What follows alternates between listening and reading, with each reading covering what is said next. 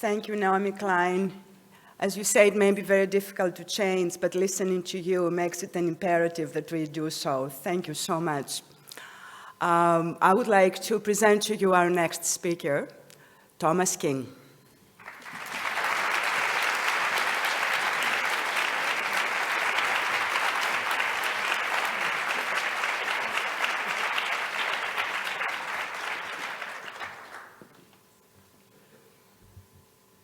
That's much too short.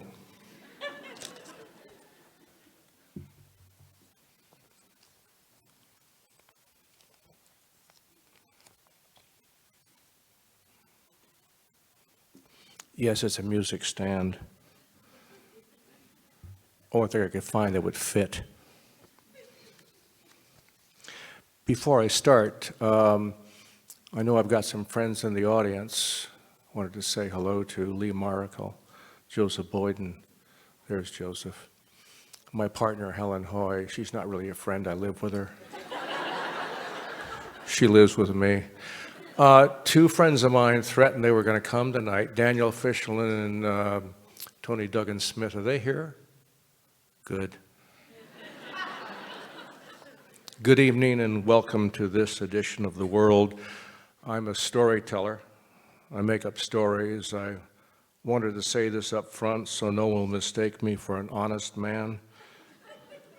I didn't grow up wanting to be a storyteller. I wanted to be a singer. My mother has a lovely voice. She's 93 now, and she can still sing. And when my brother and I were kids, she would wander around the house doing chores and singing songs from hit musicals, Oklahoma, South Pacific, Desert Song, and Chris and I would follow along behind and provide halting harmonies, each in his own key. My mother's secret hope was that one of her sons would inherit her talent, but those dreams were quickly and convincingly crushed by our haunting duet of the Toreador song from Carmen. Dun, dun, dun, dun, dun, dun, dun, dun. I know my mother was disappointed, but she was also pragmatic. Life is curious, she told me. Live long enough and there's no telling what you might see.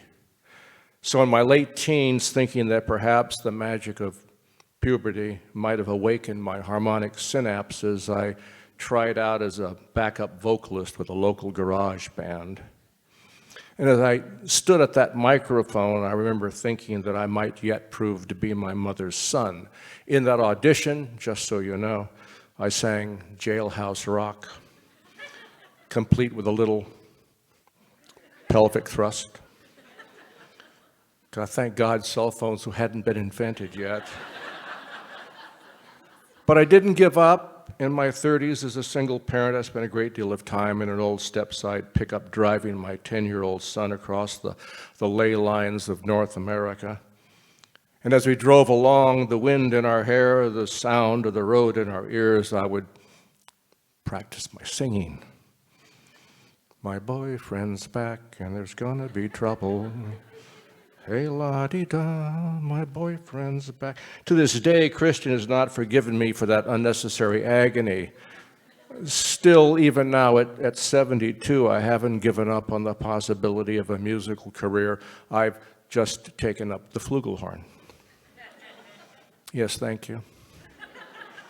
And I must say it's going well. My partner, Helen Hoy, says that listening to me practice scales and intervals has given her a new appreciation for the bagpipes. So I'm a storyteller. I like telling stories, and as luck would have it, I have a granddaughter, Emily, 12 years old, who loves stories as well. Mostly she likes anecdotes about her father, my oldest son, the boy in the pickup. In particular, she's fond of tales about the hinky things he did when he was her age, the kind of trouble he got into. And of course, I'm happy to oblige. But sometimes, rather than air my son's adolescent laundry, I make up stories for her that I hope will entertain and educate. This is one of those. Once upon a time, there was a room, a large room, something like the room we're in right now. Of course, it wasn't this room, because the room in my story is dark, And the room in my story is cold, and the room is empty, a large, cold, dark, empty room. And for a very long time, the room remained dark and cold and empty, but then one day in a far, dark corner of the room, there was a sound, and then there was movement, and then there was light. Not a big light, no more than a small flickering twinkle that gave off just enough illumination to see a figure standing against a wall, a more or less human figure. Maybe it was a man, maybe it was a woman, it doesn't matter. A onceler, that's what it was, a onceler. So there was this solitary onceler, a single onceler with a small candle all alone in a large, dark, cold room. Now the candle didn't give off much light, and it didn't give off much warmth, but it was better than no light and no warmth. The onceler walked around the room, touching the walls with its hands, feeling the floor with its feet, breathing in the clean, fresh air. "This is a pretty good room," said the onceler. And indeed it was. And then one morning, the onceler woke up and found another onceler in the room, another onceler with a small candle.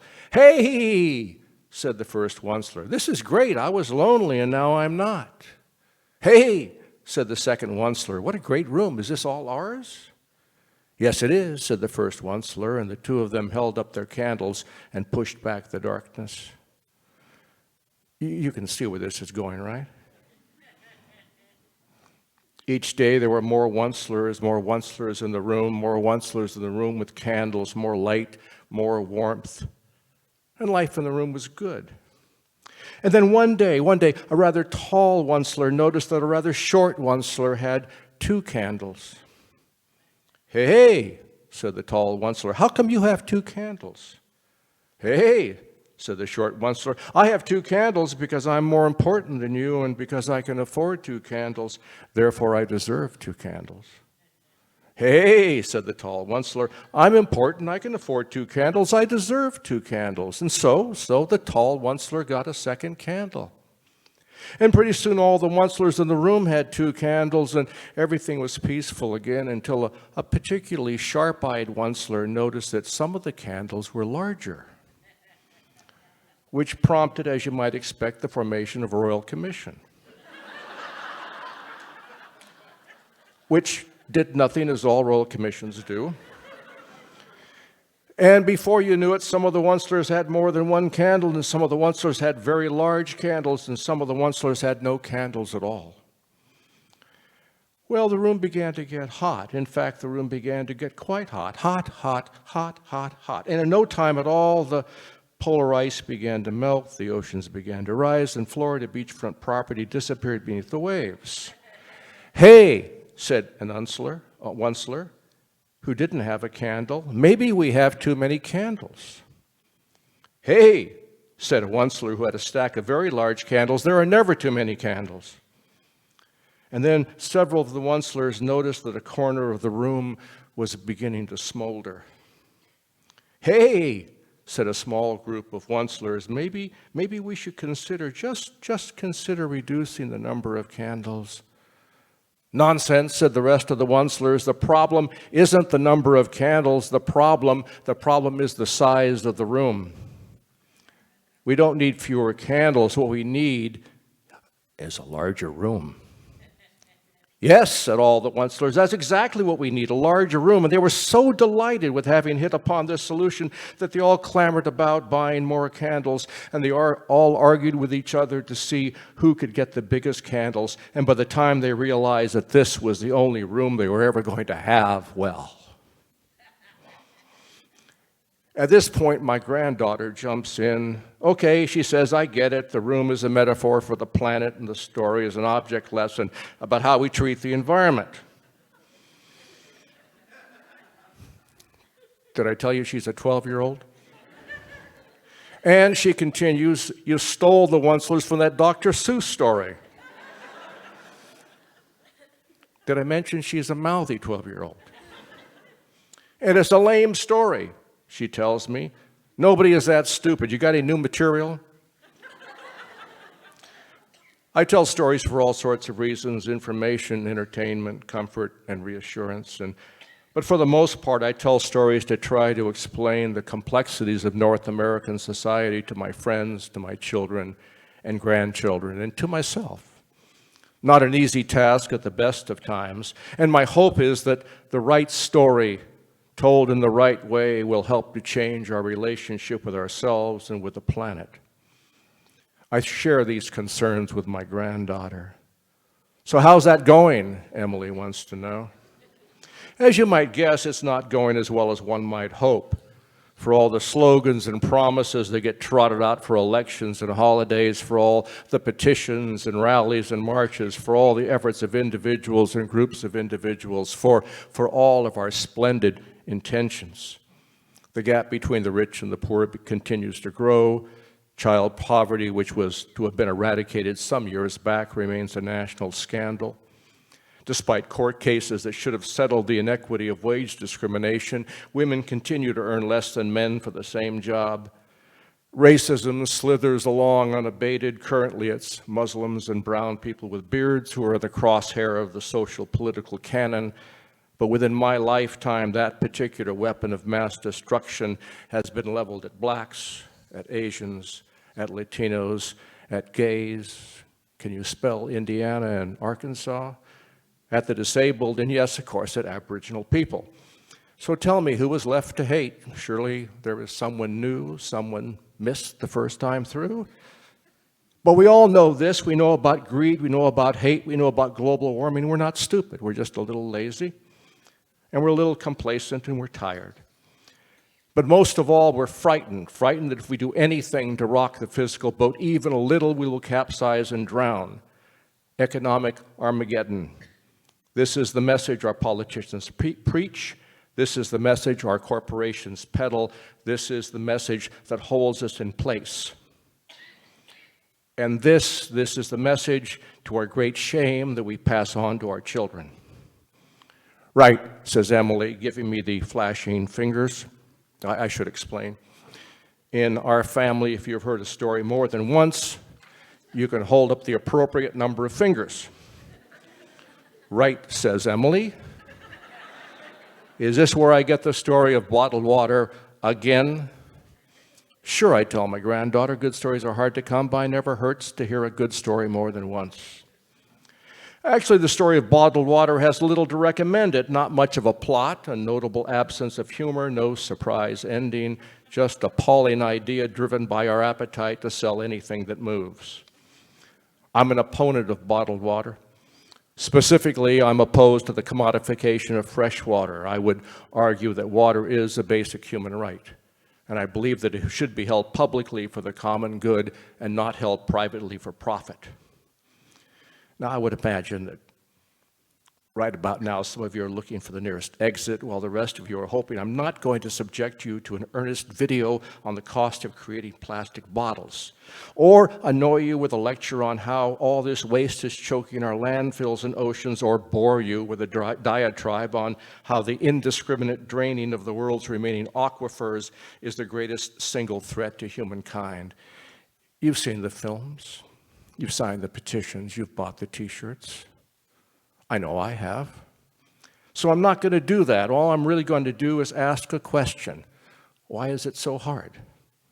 Why is it so hard? Now, I'm not talking about saving the environment. I'm not talking about ending war or eliminating poverty. I'm not even talking about trying to amend our decidedly undemocratic electoral system or change the suicidal nature of corporate culture. I'll admit, those matters are hard. When I ask the question, why is it so hard, I'm asking the question about the dead, easy stuff. Bottled water. Why does it exist? Well, the truth about bottled water is that it's one of the grandest con jobs of the 20th century, and the 21st, as it turns out. In a brilliant two-pronged move, private corporations talk municipalities into giving them public water for nothing or next to nothing, along with unwarranted tax breaks and gratuitous incentives. And at the same time, they're able to convince the public, you and me, that water passed through their filters and put in their bottles was cleaner, better tasting, and safer than municipal tap water. Reverse osmosis and distillation with a fine balance of minerals for taste is how one company describes their product. I'm tempted to call these claims corporate bullshit, but my granddaughter likes to remind me that I need to be generous, and she has a code word that she uses when she wants me to remember this: Bambi.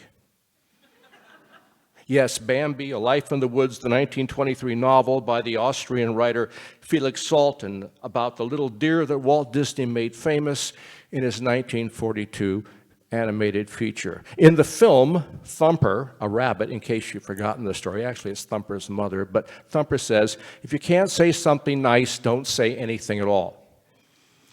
Okay, so the claims for bottled water are corporate bullshit, but I'm not going to belabor the point. Bambi. I'm not going to repeat the warnings about plastic bottles and the environmental nightmare they create. Bambi. Or drag out the studies that list the toxic substances: antimony trioxide, petroleum dioxide, mercury, benzene, little poisons inherent in many plastic bottles, nasty surprises that can leach out into the water. Bambi.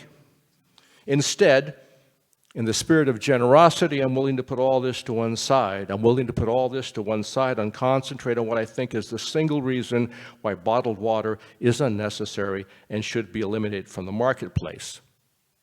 Bear with me. So water is sucked out of the earth, run through a series of filters, loaded into plastic bottles. The bottles are stacked on pallets, 72 cases, 24 bottles per case, 1,728 bottles per pallet.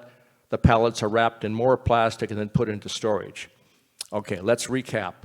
We have the water in the bottles, on the pallet, in the warehouse with Colonel Mustard and the candlestick in the library. It does sound like Clue.